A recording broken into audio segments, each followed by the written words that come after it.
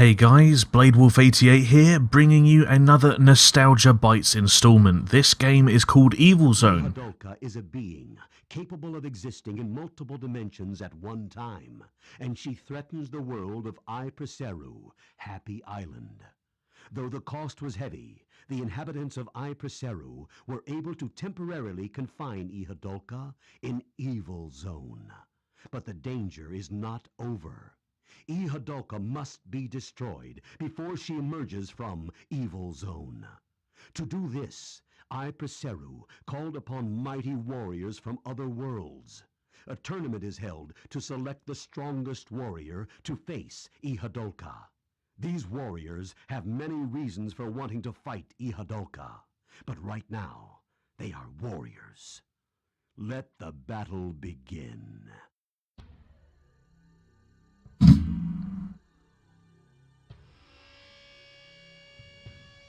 I'm just going to let this intro play for you guys because this intro pretty much sums up how crazy this game is. And once it's finished, I'll be getting into this and telling you a bit more about the game.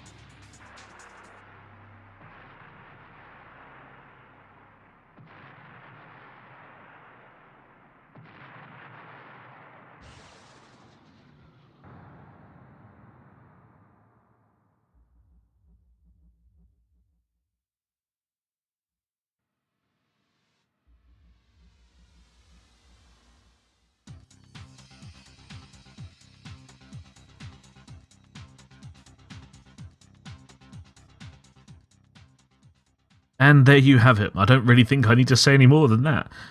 This game was one of the games that actually got me into anime. This game was released in, I think this was also 1999 actually.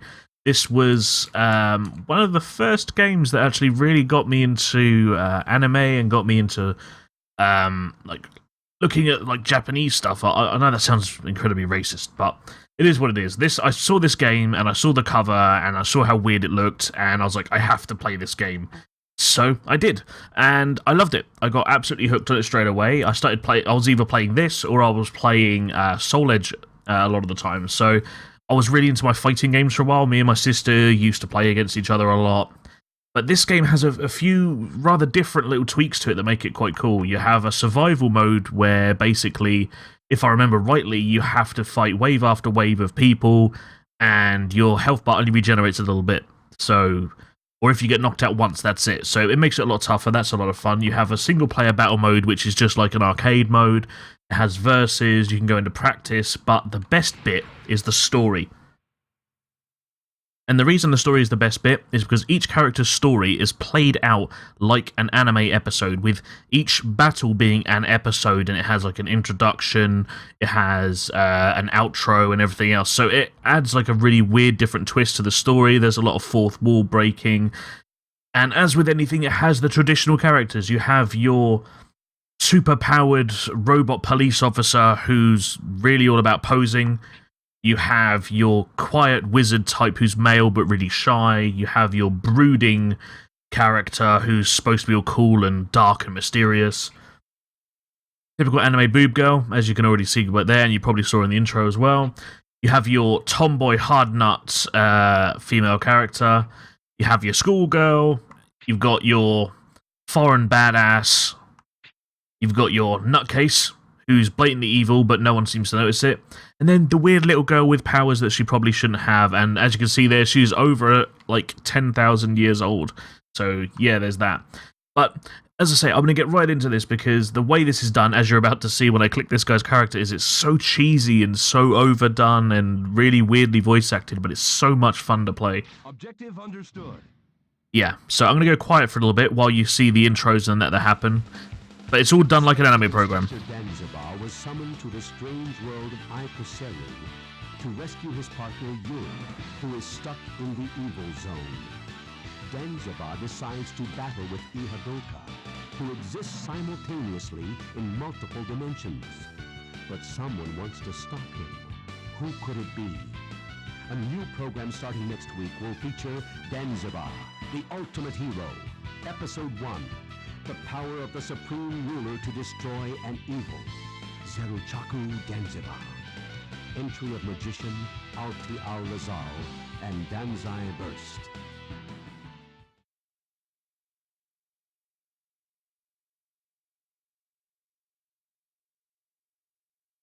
Why are you here? You called me out for your own convenience, but didn't you come to stop me?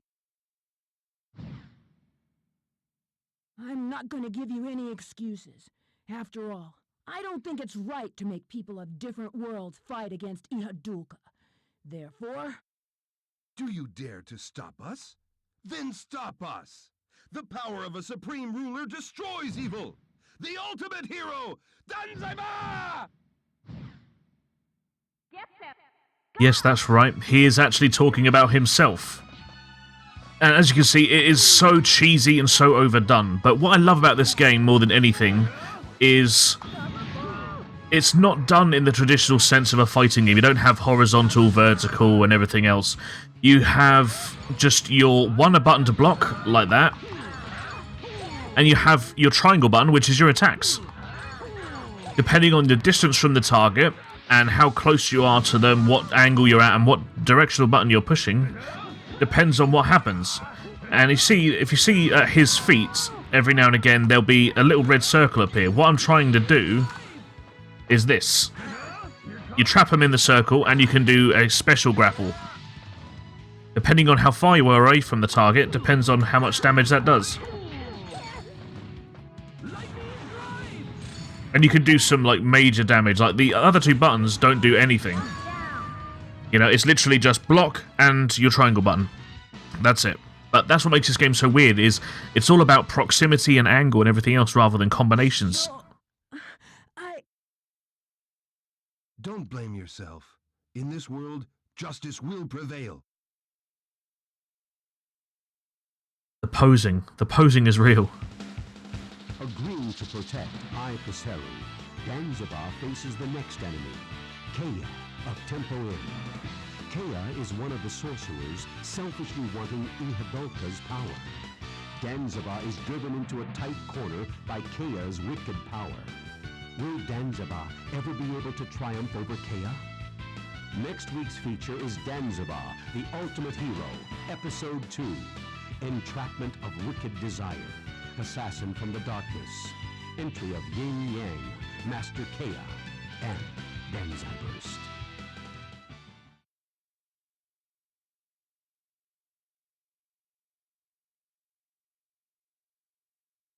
Don't be a drag. You're upsetting my plan. So what are you going to do about it? I'm going to make you stay out of my way. But yeah, as you can see, I mean, like, different angles, different directions. See, where I'm close to him again, it does that burst attack, but there's so many different ways to play this. You have to you can charge up to do special abilities and stuff like that, which I'm now trying to do just to show you. But he managed to use his special on me there, which is a bit crappy.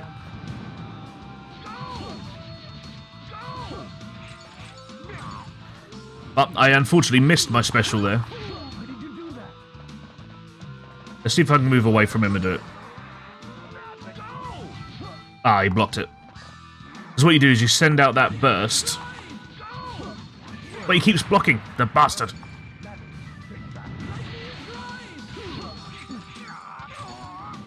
I'm gonna die at this rate.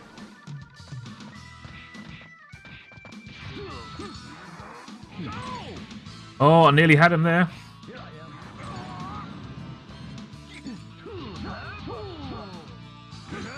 I'll just get him with this for a bit. As you can see, as the battle's gone on, where I'm quite low health, I got damaged.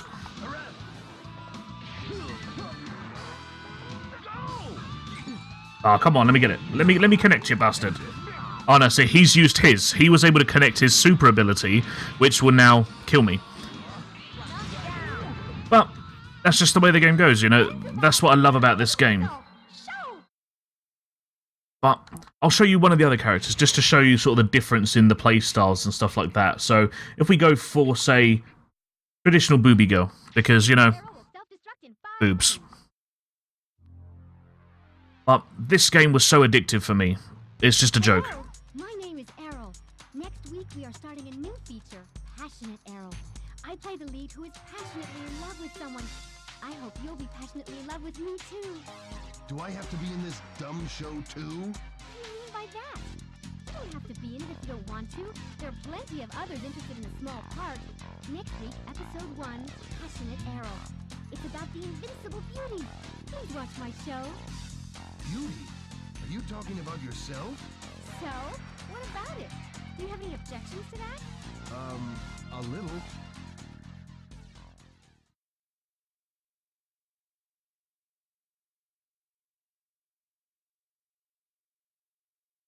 I'm gonna destroy Ihadulka. I will not move.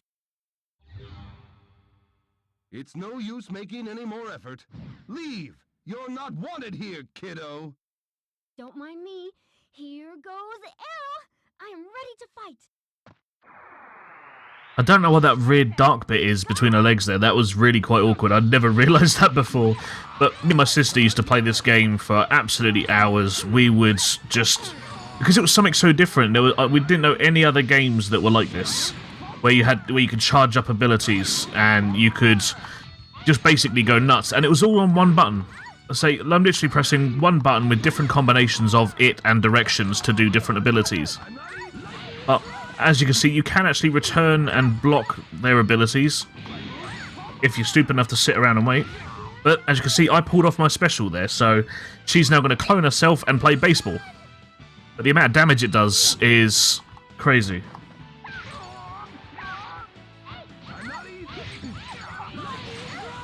You can stun each other, you can do all sorts. It's very, very cool. I'm gonna have to beat this guy's ass, though.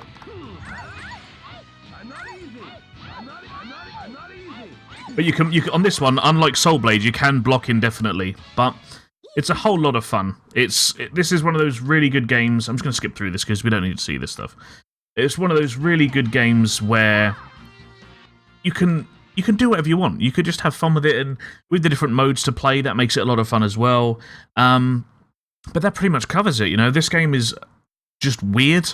It's not like any other fighting game I've ever played. I mean, if you know of a fighting game that's similar to this, let me know, because I want to play it.